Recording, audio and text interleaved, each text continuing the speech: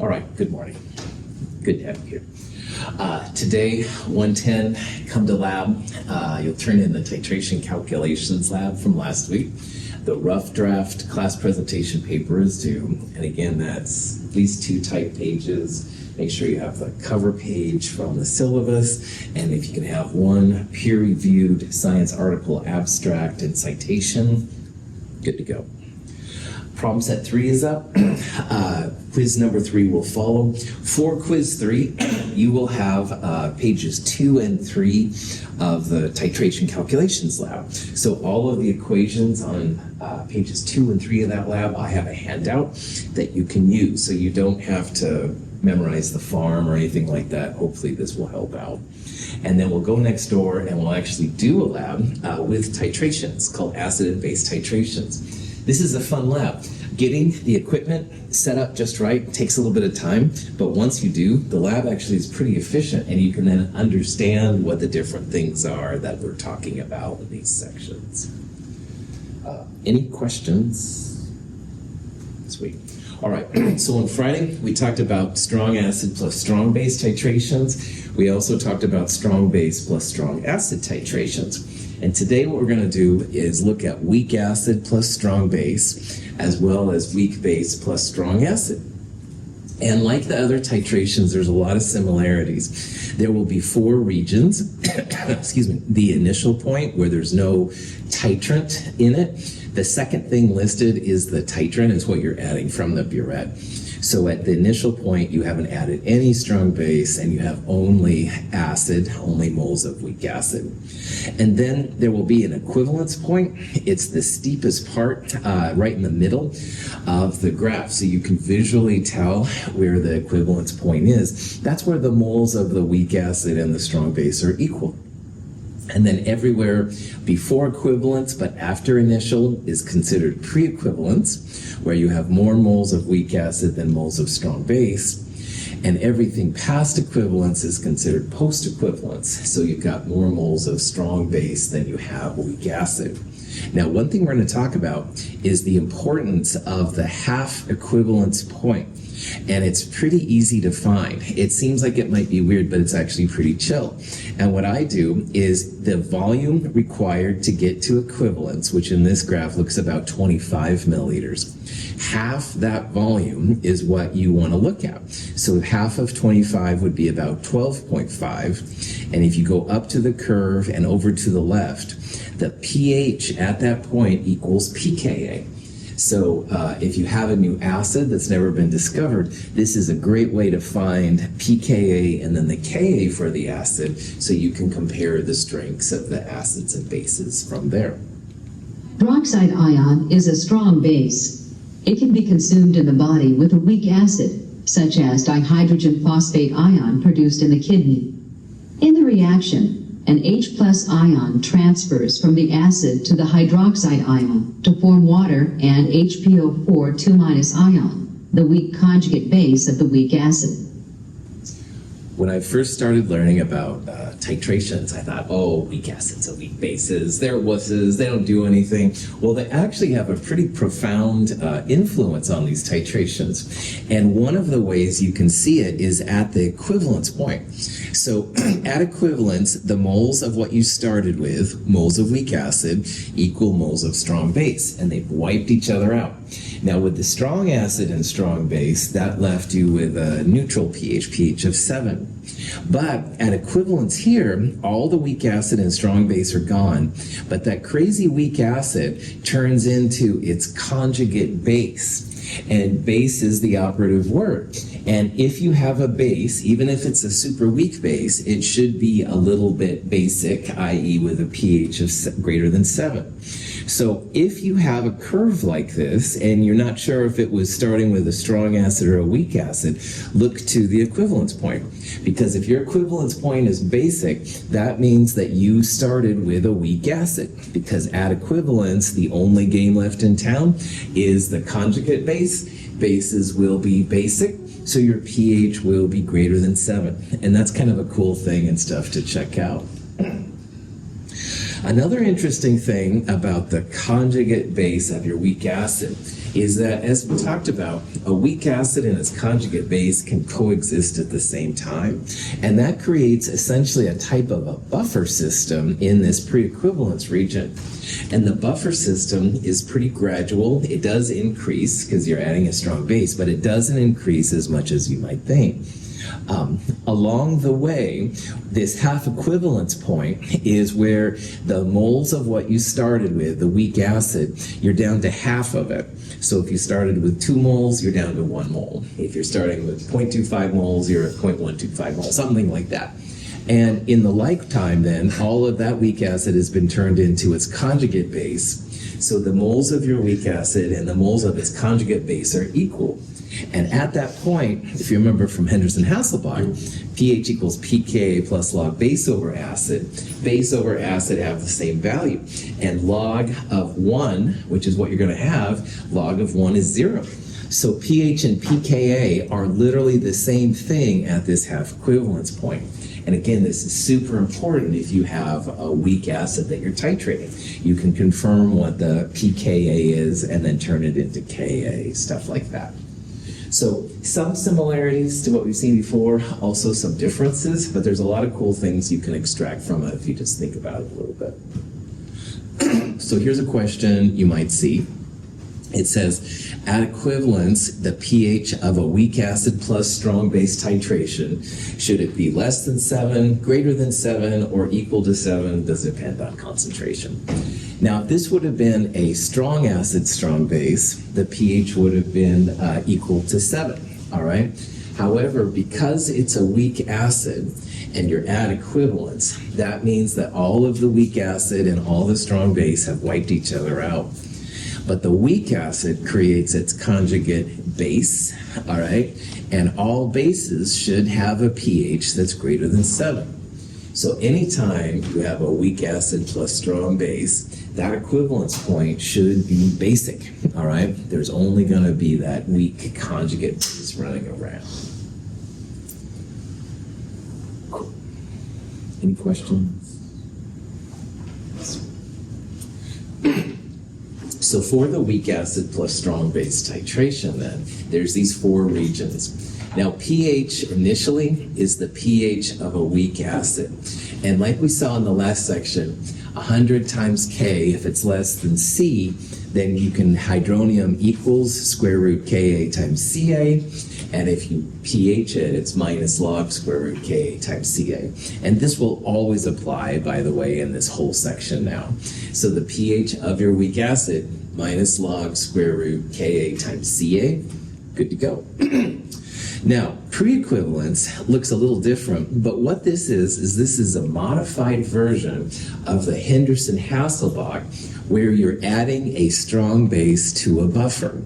And you can read more about it in the lab, but as long as you know the moles of strong base and the moles of weak acid will be a constant, then pH equals pK plus log moles of strong base divided by moles of weak acid minus moles of strong base.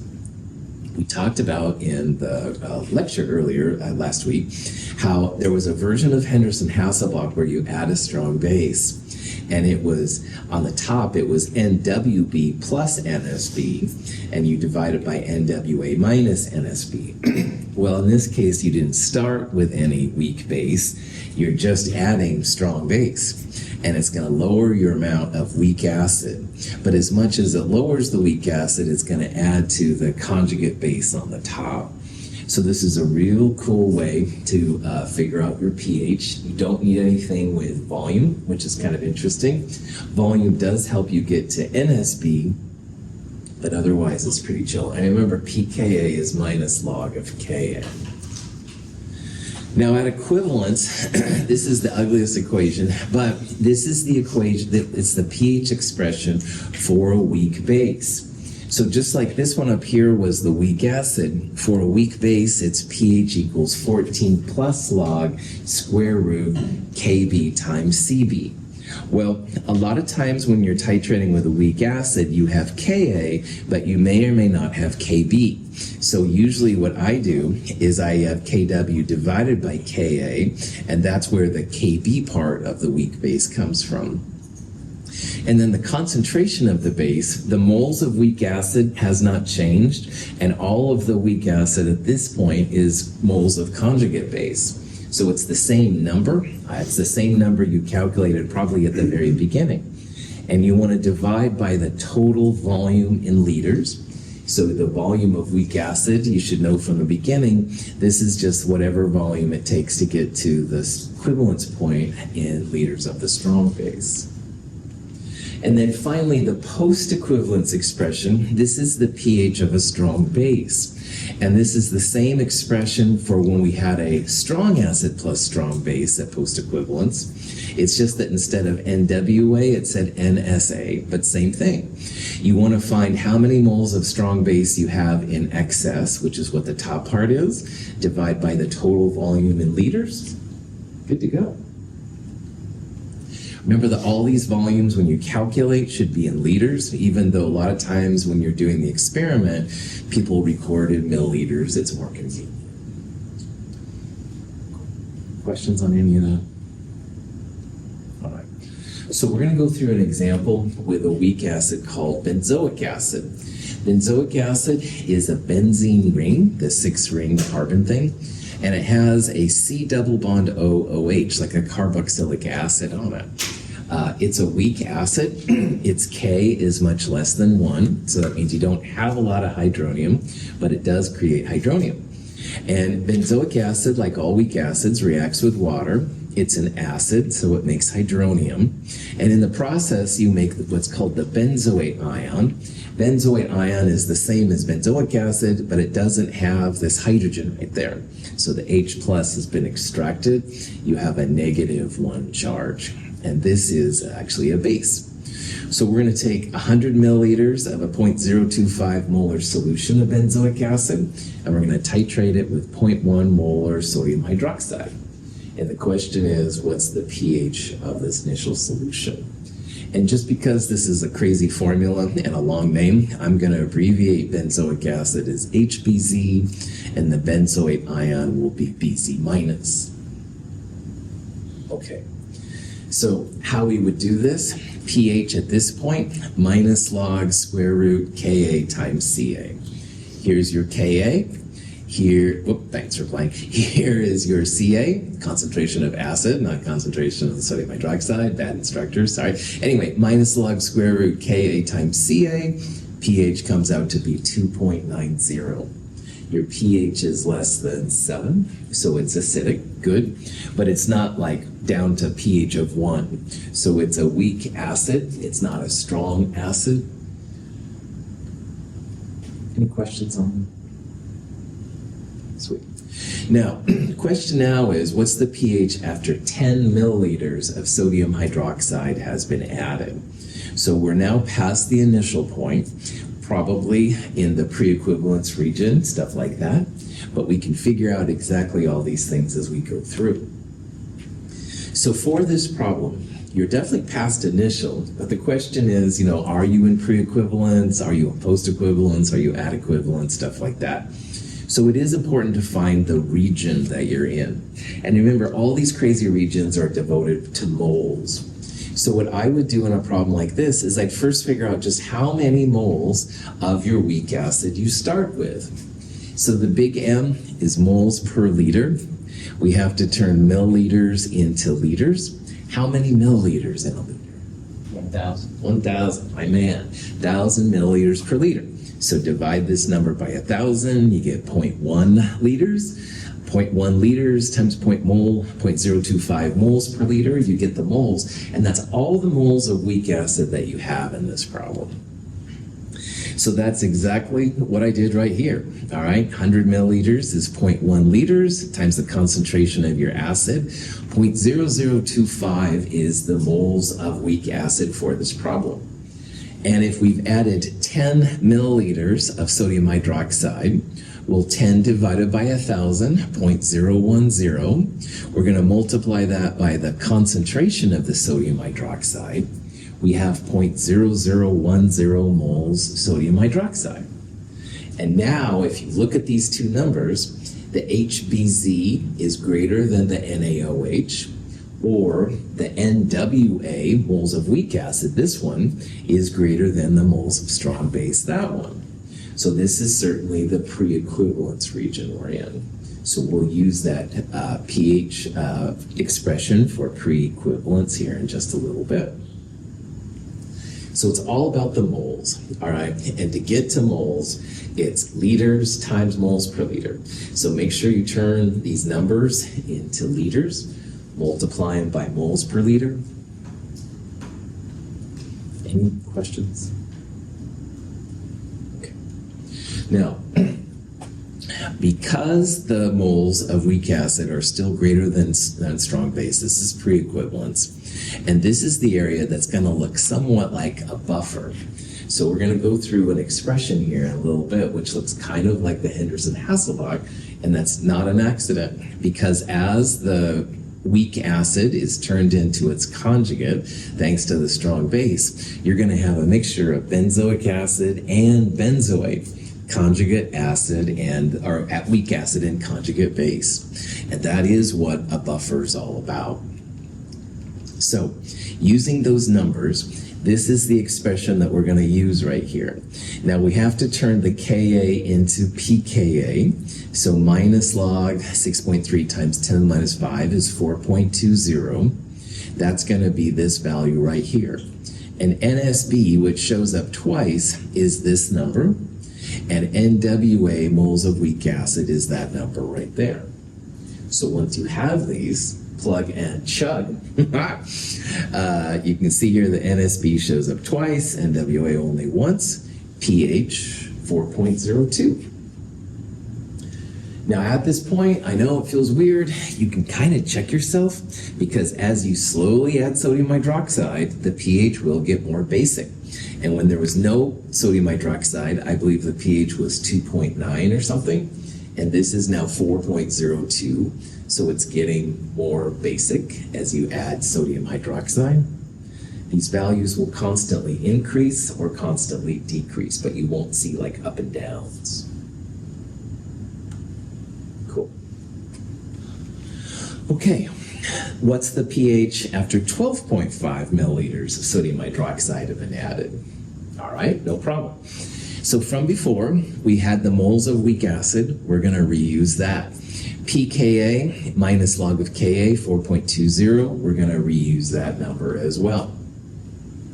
Now, moles of strong base, when you have 12.5 milliliters, you can turn that into liters, multiplied by the molarity, 0.00125, and that's still less than NWA. So that means we're still in the pre-equivalence region, and we're still going to use this expression. But why I picked this point specifically is when you do the math, moles of weak acid minus moles of strong base comes out to be the same number that you had in the numerator. And when you take the base 10 log of 1, so this divided by this are the same, so it's like log of 1, you get a value of 0. And if you look here carefully, the pH and the pKa are the same. So what we have entered here is what I'm calling the half equivalence point. And it only happens when like you have used up half of your initial moles, all right? So in this case, we used up half of the moles of benzoic acid. So that means that half is now benzoate ion.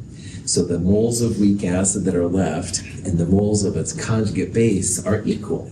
And when that happens, you get log of 1, which is 0, and pH equals pKa. And this is pretty important, all right, because Edgar finds a new acid while looking in a sample or something like that no one's ever looked at. No one knows the Ka. You can't go look in a table or online. So if you want to calculate it, your pH and pKa will be equal at this point. And again, you can visually tell where the equivalence is, so you can then figure out where half equivalence is, stuff like that. Questions? All right. So the question is, when you're right here, this is this half equivalence point.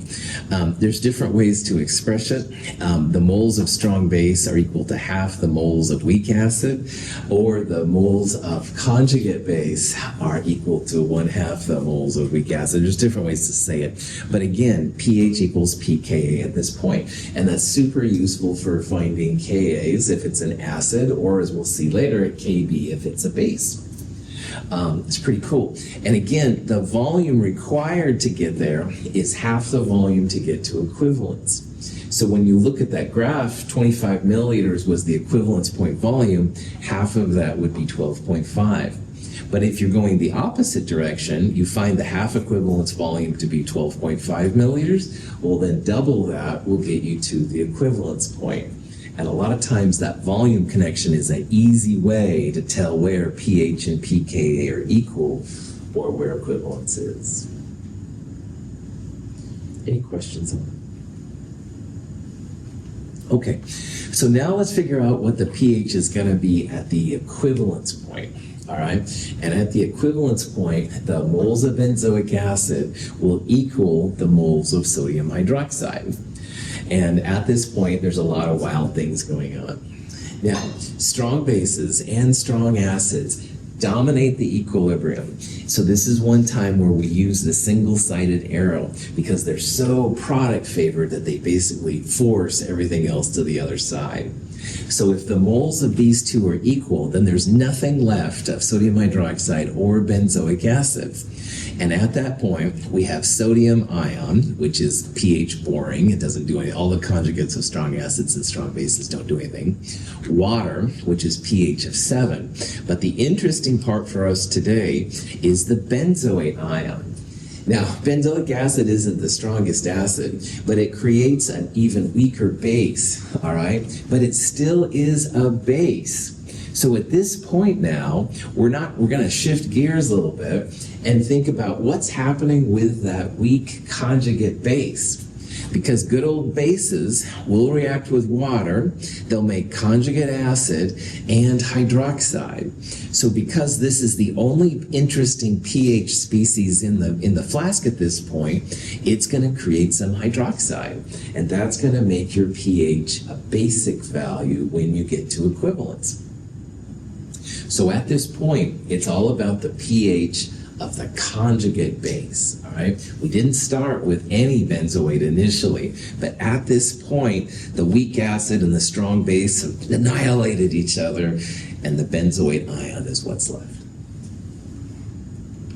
Okay, so at this point, you're still going to have the same moles of weak acid present, all right? And at this point, all of those moles react with the same number of moles of sodium hydroxide. That's what equivalence means. The moles of weak acid and strong base are equal. So if you didn't know the volume required of sodium hydroxide to get to the equivalence, this would be a way to verify it. This is how many moles we need. We'll divide it by 0.1 moles per liter to get the liters, and it comes out, as we talked about, 0.025 liters. Now, we already did this with a half equivalence, but I just wanted to point out, if you wanted to go straight to the equivalence point, you can take the moles of weak acid and divide it by the concentration of the strong base to get the volume required of strong base to get to this equivalence point. All right, so then this expression, like I said, is kind of ugly, but it's basically the pH of a weak base. 14 plus log square root Kb times Cb. Now, we didn't have Kb here, but we did have Ka. So a lot of times what I do is I just go 10 to the minus 14th divided by Ka, so you don't have to explicitly calculate it. But if you have Kb, you could take this out and put Kb in there, and that would be fine. Now, the concentration of your base, it's going to equal moles divided by volume. And the moles of weak base, are literally equal to the moles of acid you started with. Because at equivalence, there's no more benzoic acid. You have only benzoate. So this number is very useful, all right? It's used in basically all the calculations. It does equal, at this point, the moles of your benzoate. You do want to divide by total volume, so make sure you pay attention to that. So 100 milliliters of the weak acid would be 0.1 liters. And here we calculated that it's going to take 25 milliliters of sodium hydroxide, or 0.025 liters. So when you throw all this in your calculator, 8.25 is your pH. And remember, this is where it's different from strong acid, strong bases. Strong acid, strong bases, you just have pH of 7. But these crazy weak acid, strong bases are going to have basic pHs, so it should be greater than 7. Oh boy. Questions? Okay. Now, when you get just a little bit past equivalence, i.e. if it took 25 milliliters of sodium hydroxide to reach equivalence, 26 milliliters, just a little bit more, this is now where your pH is going to be dominated by strong base, all right? And that sodium hydroxide has a profound effect on your pH really fast. So to figure it out, we're going to use that post-equivalence pH expression, which is almost the same as the post-equivalence for strong acid plus strong base. Just change NSA to NWA and you're good to go. So at 26 milliliters, or 0.026 liters, you multiply by the concentration of sodium hydroxide to get 0.0026 moles of NaOH. So that is the moles that you start with. You subtract the moles of weak acid, which again has been the same all the way through. You divide by the total volume. So 26 milliliters would be 0.026 liters NaOH. You divide by the liters, 0.1 liters. All is said and done, pH shoots up to 10.9. So just 1 extra milliliter blasted up almost to 11. It shows the effect of the NaOH. So, questions? Okay. So like before, you can take all these values and plot them. All right. So in this one, the initial pH was 2.90. That was at 0 milliliters of NaOH. And then at 10 milliliters, we calculated the pH was 4.02. At that half equivalence point, that was where pH and pKa were the same at 4.20. Your equivalence point, again, will always be the midpoint of that steepest section. So it's usually pretty easy to see. But anyway, we calculated here that's 25 milliliters. The pH was 8.25. And just a tiny bit more NaOH after that, your pH jumps up to 10.9. So pretty basic. Cool. Any questions on that? We will see a weak acid plus strong base titration today, and instead of calculating it, then you'll understand why equivalence point is basic. You'll understand the importance of the half equivalence point. Make sure you get the pH at the half equivalence point. It's pretty important. So. All right. Ka does affect how the curve looks. And the bottom one here is the dark red line. That's kind of the curve for a strong acid. And that's got a very, very steep equivalence point right in the middle there. But notice the effect here of Ka, 10 to the minus 2, 10 to the minus 4. So this would be a strong weak acid, like we talked about last week. This would be a very weak acid, 10 to the minus 10.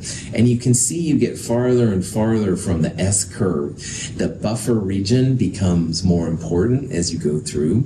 So you do see differences.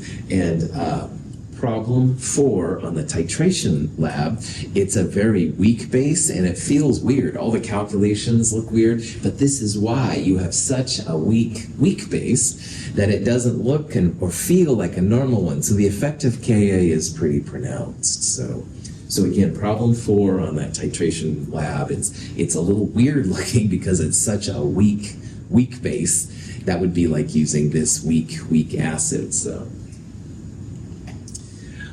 this is an example of a polyprotic acid. Now a polyprotic acid, poly means many, it has many hydrogen ions on it. And this is an example of phosphorus acid, H3PO3. We're going to see an example today in lab of a polyprotic acid titration. It's phosphoric acid instead of phosphorus, but it's the same thing. Now, phosphorus acid, which is what this is all about, technically has 3 hydrogens on it, 3 acidic H pluses. So you could have H3PO3 giving up an H plus and HPO3 minus, but you could also have then another, H2PO3. It would give up another H plus to make HPO3 2 minus. And then in theory, you could have HPO3 minus 2, give up even another one to make the phosphite ion. So this example technically is what's called a triprotic acid. You have 3 hydrogens given up. Now, on a practical level, almost always in a normal titration, you only see the first 2 because the third one is so weak. So today, when you look at phosphoric acid, H3PO4, you'll probably see 1 and 2 equivalence points. I want you to try to see the third one, but honestly, it's very, very difficult unless you have the right kind of equipment. So this is an example of what you'll see. But you can at least see 2 equivalence points. All right, so here's the first one, the steep point. Here's the second one, the second equivalence. And again, if you see the third one, cool, but you may or may not. Now, all of these polyprotic acids, in some level or another, are considered weak. So you want to find where pH and pKa are the same. But here's something wild. If you start at 0, you can see how it took 50 milliliters to get to phosphorus acid equivalence point. That means that the first equivalence point will be at 50 divided by 2, or 25 milliliters. So right here, this pH is going to equal pKa for the first acid, for H3PO3 going to H2PO3 minus 1. But it might be nice to see what the Ka is for the second one, for H2PO3 minus going to HPO3 2 minus. So here's the punchline. You want to go halfway between the 2 equivalence points. So in this one, it's 50 and 100 milliliters. Your second half equivalence would be at 75 milliliters between them. And this pH would be equal to pKa2 for that one. So just realize that those half equivalence points will be important. It's halfway between the equivalence points if you have more than one, and that pH is equal to pKa. We're not going to talk a lot about polyprotic acids or polybasic bases for that matter, but they do pop up, and the process is the same as long as you realize where the equivalence points are and stuff, you're good. So we'll look at something very similar to this today. It's phosphoric acid H3PO4, not phosphorus acid H3PO3, but very similar how it looks and stuff. So, cool. All right. An antacid tablet containing sodium bicarbonate is dropped into water. A reaction occurs that produces hydroxide ions and carbonic acid.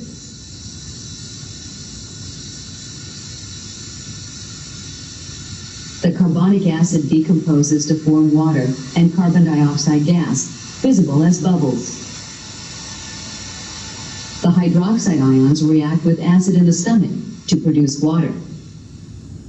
So this is an example of a titration with a weak base and strong acid. You can see how the pH starts basic and it ends acidic. So you know you're starting with a base and you're using some kind of acid to slowly add in. And like the other regions, there's usually 4 important parts with the half equivalents we'll talk about. Initial in this case is where you have just the weak base. And at equivalence, the base moles that you started with are going to equal the moles of the strong acid. And then there'll be a pre-equivalence before that and a post-equivalence after that. And like with the weak acid, the weak base creates conjugate acid. So in this region right here, you're going to have a type of a buffer region. That's where we'll use a HH kind of equation to look at. At equivalence, all of your weak base is now gone, but you're creating a weak conjugate acid. So your pH at equivalence should be acidic. And you can see that this one is actually very acidic, it looks like. And then post-equivalence will be dominated by strong acid, all that kind of stuff. The buffer region is most of the pre-equivalence region, so we'll use an equation which looks like Henderson-Hasselbalch. At the half equivalence point, pH will equal pKa. Now this is a weak base, so we need to turn a pKa into either pKb or Kb, depending on what you want. And so just realize that's one thing. But since they're conjugates, Ka times Kb equals Kw, or pKa plus pKb equals 14. So this is the one weird thing about this. It's usually easier to find pKa first and then convert to pKb or Kb, depending on what you want.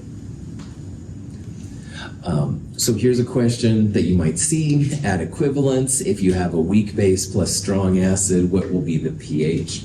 And again, the punchline here is that your weak base and strong acid have annihilated each other at this point. There's nothing left. So you don't have any strong acid, you don't have any weak base, but the weak base creates its conjugate. And in this case, it's a conjugate acid. And acids always have pHs which are acidic, less than 7. So the answer here would be A. So, James brings a titration to him and he goes, oh man, Russell, I can't remember if I had a weak base or a strong base. He and I can look at the graph, and if that equivalence point is less than 7, then that means he started with a weak base. But if it was equal to 7, it would be a strong base. There's really not that many strong acids and strong bases, so probably your pH is not going to be equal to 7. But if you did happen to have a strong acid or strong base, covered. Okay, so the equations are probably looking somewhat more familiar to you, although none of them are super attractive, I guess. But anyway, initially, you got a pH of a weak base. 100 times K has to be less than C, and I promise from here on in, it's always going to be equal. 100 times K will be less than C. So 14 plus log square root KB times CB is how you do it. Technically, it's conjugate or concentration of weak base, but same idea.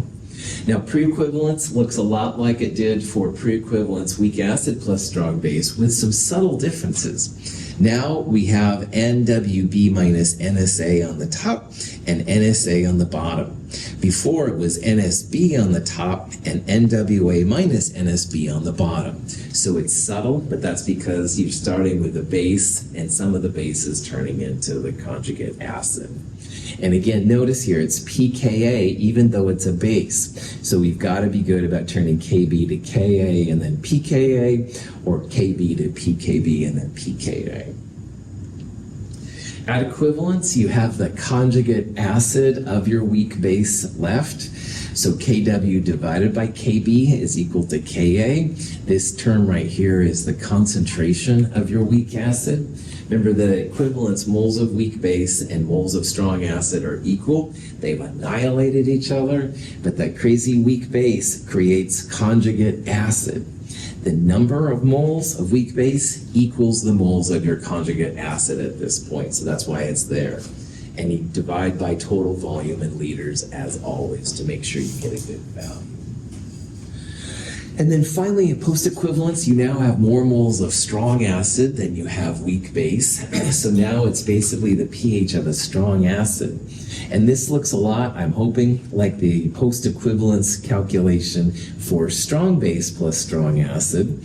It was NSA minus NSB instead of NWB. That's the same thing. You want to find leftover moles of strong acid and divide by total volume in liters once again. Good to go. Any questions on that? cool. And remember, when you're calculating these, it's going to be consistently, the pH will consistently change in one direction. So for these, you'd start with there's a bug right there, I was distracted, sorry. Anyway, squirrel. Anyway, all right, profit.com. In this case, you're starting with a base, all right? You're adding an acid, so your pH should consistently decrease. You won't see it go up and then down or up or something like that. It should consistently be the same as you go through. All right, an indicator is something that's kind of interesting. Indicators were used a lot for a long time before electronics became more prevalent with titrations. And a good indicator will turn color at the pH that you want it to. All right, so for example, let's look here at phenol red. It's yellow up until about pH 5 or 6, something like that. And after pH 6, it turns red. So if you know what your titration is all about, all right, then if you have a pH that happens to be around 5 or 6, phenol red would be a great example. So you'll titrate, and assuming it's an acid you're starting with and adding base to it, it'll be yellow, yellow, yellow, yellow until you get up to wherever maybe it's 6 actually, I don't know. Wherever you get to that, and then it turns red, that means you can stop. That means you're at equivalence. So people get really good about seeing the slightest amount of color, and then they stop right there to get to where they want to go. The problem with indicators is that, first of all, I'm assuming you're not colorblind, which is a huge thing, of course, but second of all, you have to have some intelligence as to what your reaction is all about. You need to know the pH at which your transition happens. So for example, if you use methyl violet, it goes yellow to violet down here at 1 or so, and if you wanted a pH change at 6, that wouldn't be a good choice. All right, so you have to know a little bit about what you're analyzing to make use of an indicator. That being said, I am all about colors. I love the colors that pop up. So if you happen to use it, it's really cool. Phenolphthalein is a very common acid-base indicator.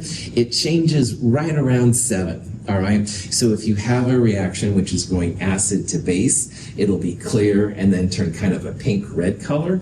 Or if you're going base to acid, it starts red-pink and then goes clear right around pH of 7.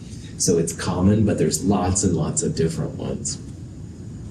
Bromothymol blue, I'll focus on in the next couple ones. If you look up here, you can see it's yellow up until about pH of 6 or so, and then it turns blue. So if you're coming from the base side, it would be blue and then turn yellow right around here.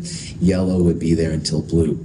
We're going to use this compound, this indicator, in an upcoming lab. It's a nice way to kind of check yourself and see where you are. So we'll see it in a future lab. These are the colors that you can see for bromothymol blue.